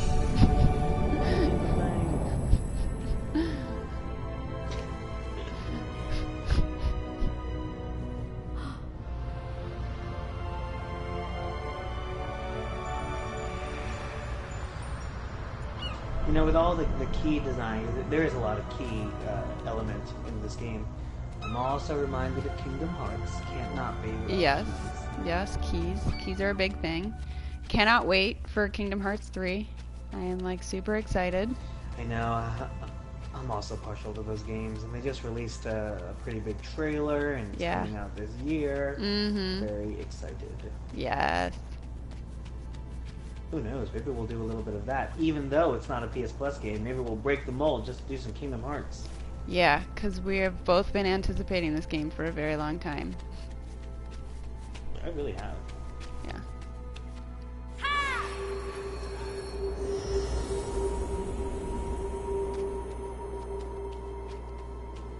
Okay, now it's about to get really dark for you. I'm sorry. This room has no lights.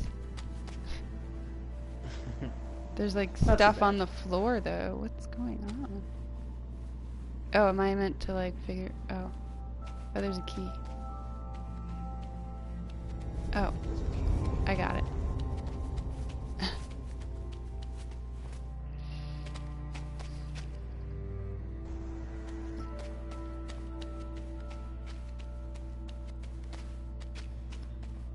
Oof.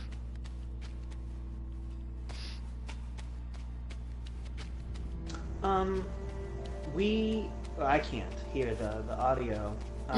We haven't talked any about the ambient soundtrack, maybe the vocal work, the oomphs and the uhs and the object interactivity. How are you finding that? Well suited, or I also have turned the volume down, so I can't really hear the music that well, but I do like the vocal effects. Especially when you're so limited in what you can do. The concern is that it'll get obnoxious after the 50th time that you've yelled with the triangle button, that it gets to be, okay, enough. But I never found that to be the case. I always thought it was muted enough that it was good. Yeah. So you've done two actions that cumulatively will lead up to a trophy. Again, not the trophies we're going for, but both the yelling to increase the fire and the yelling to break the pots. When you do enough, of both of those actions, you get 2 trophies respectively. I think it's 50 each, maybe Am I 50 and 75. is this the way I'm supposed to be going, or was that just like a hidden thing? It was hidden, and because of the collecting of the fire and the pots, Yeah. there are a lot of these little secret areas that only seem to lead to fire and pots. Oh, okay. Because you have to collect enough of them to get those trophies. Right. So, I just wasn't again, sure I if think that these, was like the route or if it was just yeah. Okay. I mean that's the second pot I've broken by shouting at it. I don't think you'll hit 50 by the time No. our purposes are done.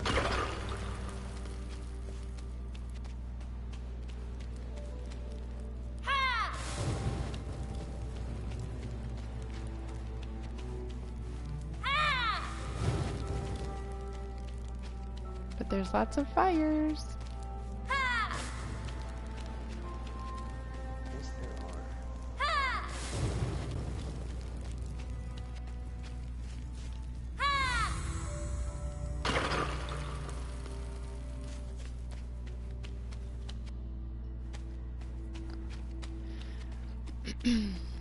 The jar trophy is called Jars in the Sand, and the fire trophy is called Lighten Up.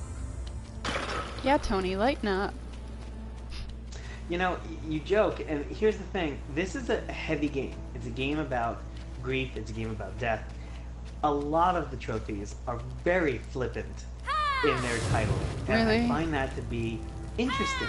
Like, Lighten Up is definitely the tone that a lot of the trophies have. Yeah. Yeah, it's weird. It's fine. It's just a little weird. Yeah. Wait, isn't this where I came But you know, from? sometimes Oh, no. No, it's fine. Go ahead. when you deal with a heavy topic, that actually is something that is done on purpose. You know, we need to lighten up the mood. We need to be Right. playful with some of the, you know, kind of the edges.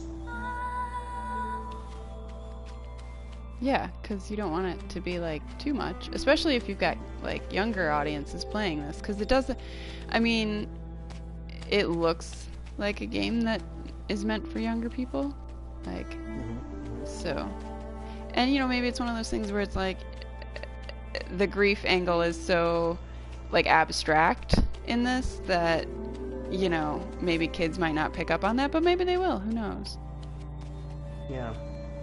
Yeah, you know, I don't think that this is aimed at younger, even though it's sort of a PG game in the sense that Yeah. it is not violent, it's Right. you know, relaxing even. I think that I think it's for adults. I think it's for people. Oh who yeah, don't no, I really- don't disagree with that. I just feel like somebody who is younger would not have difficulty playing this and therefore would be drawn to it. And it just looks pretty and like, you know, I know like it's not meant for a younger audience, but it could easily be played by somebody who's younger. Yeah. Is this one of those like collect the things, or is this actually the puzzle I meant to be doing? It is a bit of a puzzle in that you are lighting up sort of the path by touching the statues, and there are multiple trophies associated with this room. One of the trophies you get is for being quiet, which means no jumping between the pathways, no using the shout icon if you get through the entire puzzle. Without doing either of those things, you get a trophy. Again, it's not the trophy that we're going for, but it is one of the ones available, and it is called Dark and Quiet. I definitely have There done is- both of those things already, so So, not so much. yeah. There's another one. I'm trying to remember what it even is. I think it's for lighting up every single statue. Oh, okay. I can probably get that one. Yeah. What's it called?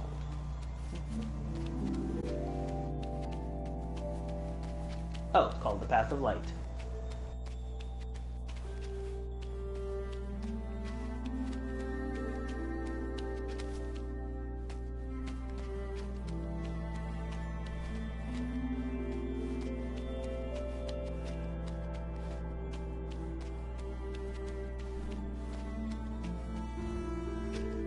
Even in these dark rooms, it's just, I don't know, I can't get over how much care there was in the development of this game. Oh, yeah.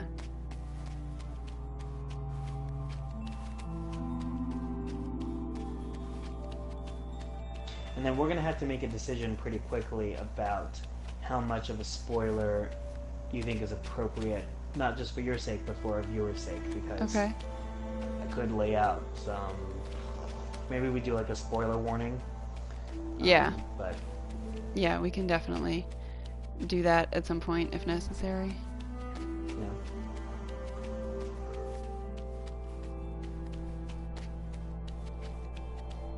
Wait.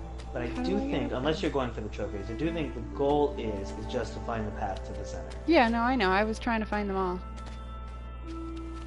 There is a side room which is a bit hidden if you want to find every single one of them. Oh, well. I don't have time for that. Maybe I'll come We're back. busy gamers with busy lives.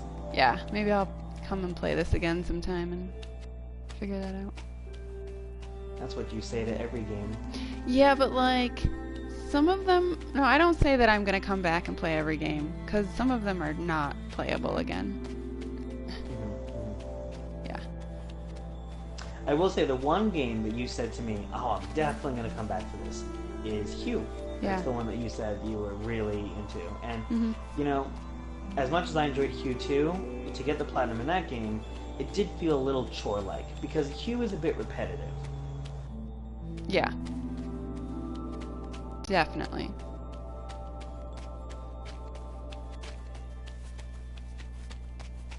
Okay. You did find your way through the maze. Congrats. Yes, I did.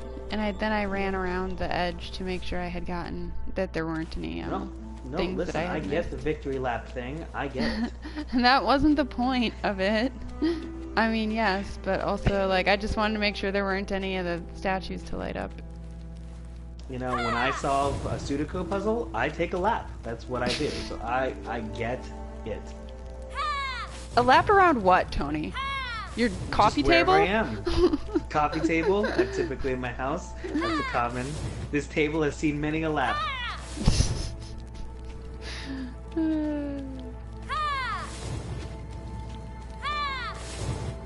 See, we're playing the role of electrician. Like, let me fix your lights. Listen, I know you, I got this invoice order to fix the lights. I had to go through the puzzles to get here. It was a bit of a pain. But I'm dedicated, what can I say?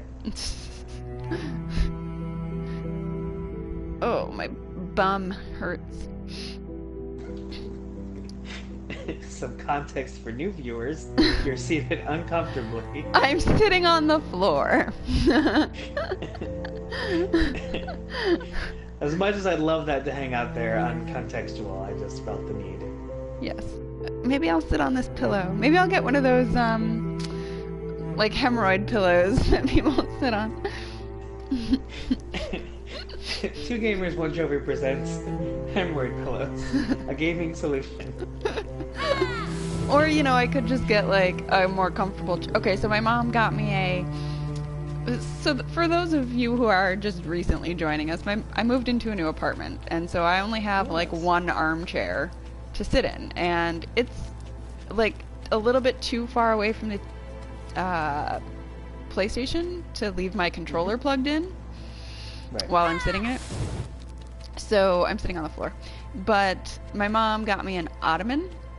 So I'm going to try to move my armchair closer to the TV slightly so that I can put my feet up on the ottoman and kick back in the armchair while we play. That's the royal life. Heck yeah.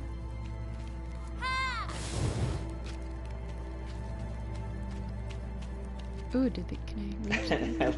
I feel like me telling you about the fire trophy has sort of lit a fire into your ass. Yes, because now I want to get them all. Plus, it just makes, like, look how pretty the fox on the wall is. You know, like the etching that's lit up. That's pretty cool. I just really like how this game looks. It really does. They did a great job. Yeah. Wait, what am I... Did I get them all? Oh, I walked past the door. Whoops. I was like, I know there's a door here. Where did I close it? Like, what happened? No. And she lives in the stairwell.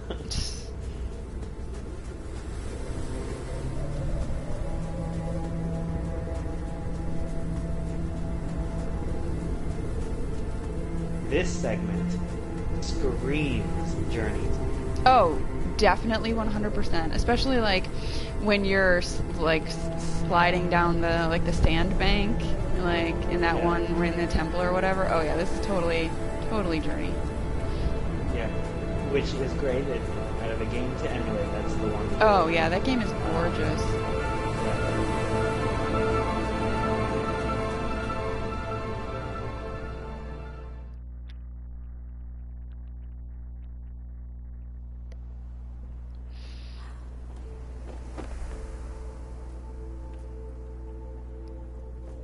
I earned a trophy. And that, my gaming friend, is the trophy Don't Say No you get for leaving denial behind. Oh, I really like At that. 62.67% common, that is the trophy challenge of the game. Congratulations on doing the thing we said we would do.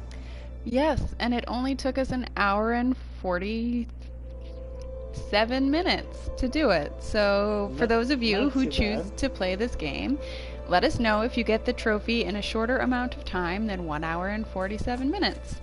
I'm going to continue to play a little bit and we're going to talk about some stuff. We are. Please do. Please continue. You're getting a little glimpse of reality here. And so what do you think? What is our spoiler policy? What are we going to decide here? I think... So what year did this game come out? Especially since if you play... This game came out... That's a great question. I believe I said it, but I've forgotten. Quick. Same. May 26th of 2017. So we're only... Okay. So it's not even been out for a year. But then also, like, this game has been... it's been like 3 weeks since they released the games for PS Plus. So I feel like... Okay. If you don't want spoilers, go away now. Otherwise, we're gonna spoil some stuff. Spoilers are coming. Spoilers. Okay. All right, let's do it. With spoilers. Yeah, I'm fine. Okay, so I'm gonna let this scene play out, and then we'll talk about the significance of the scene and then the twist on it. Okay. Oh, is it done? Yeah, I mean, it's done for me. Okay, Yeah. so as you go through the different stages of grief, the next level you're currently entering, and we're going to see a glimpse of, is anger. And I really like the way they do anger. They represent anger with a bird. It's very well done, and it increases the difficulty in a way that's fun and feels earned, but ignoring the gameplay portion of it. Yes. As you go through each stage of grief, you get the sense that your father has perished in a boating accident that you were also on. That the two of you on this boating accident, that he was wearing a red trench coat. You know, you tried to save him, grabbing onto his trench coat to save him from falling over the edge in this maelstrom, and you couldn't do it. You just couldn't hold on, and it rips, and that's the red cloth that is following you throughout. And this is you dealing with the grief. And as the game gets to its ending beats, and this is definitely spoilers right now. Spoilers! It turns out that the father is the one that survived, and this entire game is him mentally imagining and sort of guiding his son through death. Wow. So it's all kind of in his mind, and it's very powerful.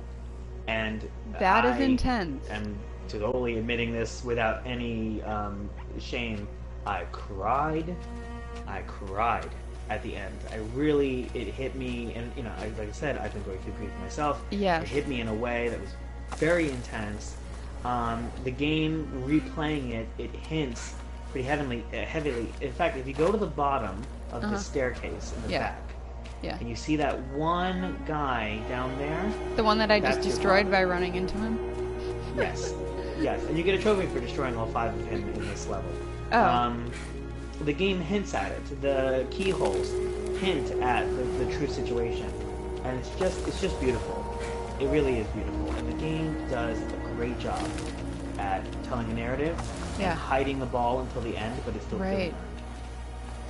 Well, that's really gorgeous. Now I really think I will finish playing this game, because I say that a lot. Like I'll go back to this one eventually, and then I never do. But like, man, that's really nice. I like that twist. I like that different take on it. Yeah, You know, and this kind of leads into what we do every week on the show is we Yeah. rate it. We Yeah. give it a rating. Now, of course, when we played the first level, there are 4 other stages of we go through, and each Right. one has its own twist. Mm-hmm. And I don't think that Okay. I can feel pretty good about that. So, Yeah. understanding that, let's play the game called Will You Beat the Metacritic Rating?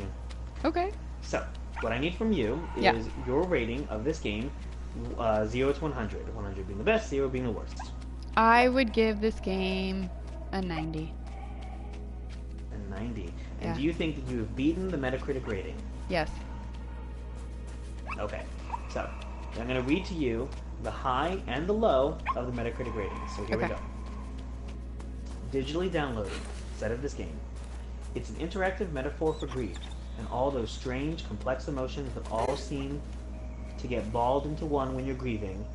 Rime is a beautiful game in so many ways, but this is what makes it truly special.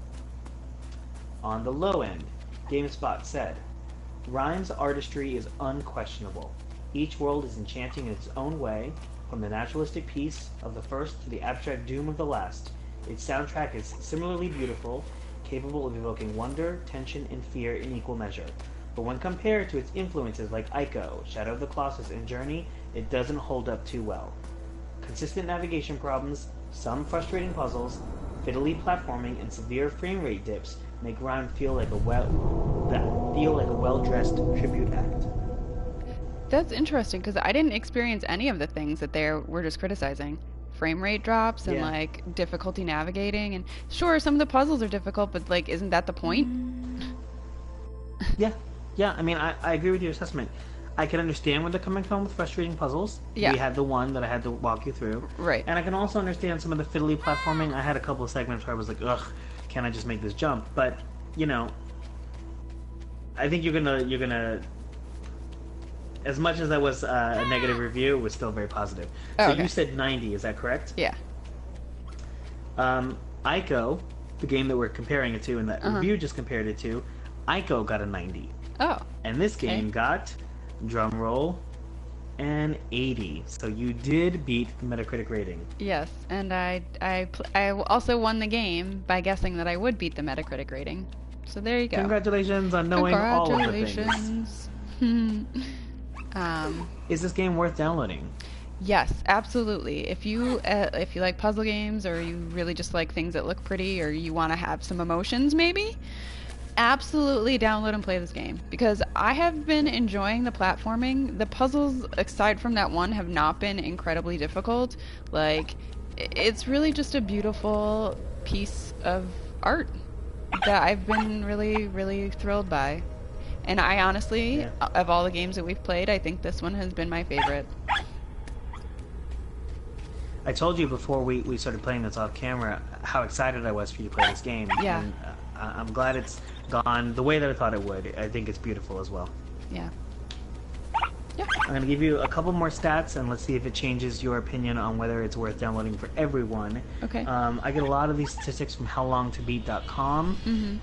The main story will take you about 5.5 hours to complete the game, assuming you're relatively competent with puzzling. Sure. If you want to get all the extra collectibles, you're looking at 6.5 hours, and if you want to get all the trophies, you're looking at 10.5 hours, give or take. Okay. Comparing that to Ico's 6.5 hours for the main story, 7 hours for the main story with all of the collectibles, and 8 hours for all the trophies, they're pretty similar. Yeah. We're Yeah. also looking at a disk size of 4.5 gigabytes and Yeah. a price normally of $29.99. Do you think this game is worth the download?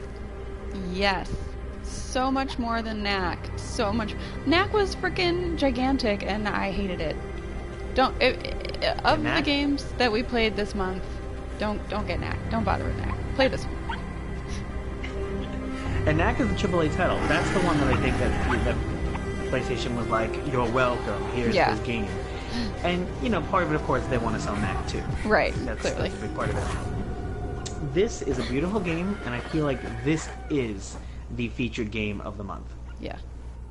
Yeah. And we haven't played one yet, so I mean, I don't mean to Yeah. spoil. There's one but left, but this game is beautiful. yeah. Yeah.